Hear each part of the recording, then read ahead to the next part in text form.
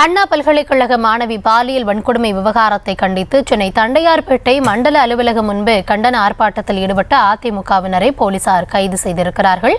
இதுகுறித்தான விவரங்களோடு இணைகிறார் எம்முடைய செய்தியாளர் பிரபு. வணக்கம். எத்தனை பேர் கைது செய்யப்பட்டிருக்கிறார்கள்? கைது செய்யப்பட்டவர்கள் எங்கு இருக்கிறார்கள்? கூடுதல் விவரங்கள் என்ன? கௌதமி, வணக்கம். அண்ணா பல்கலைக்கழக மாணவிக்கு ஏற்பட்ட பாலியல் வன்கொடுமை காரணமாக நேற்று அதிமுக கட்சியின் சார்பில் மாநிலங்களின் பல்வேறு இடங்களிலே இதற்கு எதிராக கண்டன ஆர்ப்பாட்டம் நடைபெற்றது.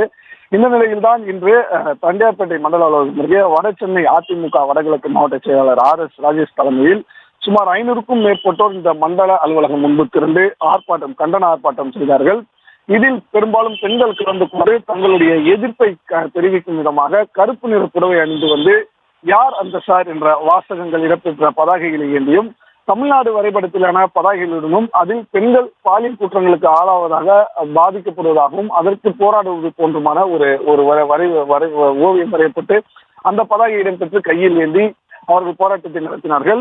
இதில் குறிப்பிடத்தக்கது, அயனாவரத்தில் மனவளர்ச்சி குன்றிய மாணவிக்கு ஏற்பட்ட கூட்டு பாலியல் சம்பவத்தில் காவல்துறை உரிய நபர்களை கைது செய்யவில்லை என கூறி அந்த பாதிக்கப்பட்ட மாணவியின் தந்தையும் உறவினரும் கண்டன ஆர்ப்பாட்டத்தில் ஈடுபட்டதால் பெரும் பரபரப்பு ஏற்பட்டது.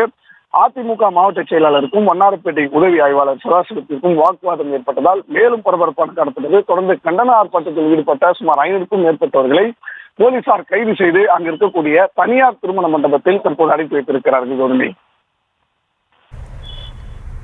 விவரங்களுக்கு நன்றி பிரபு.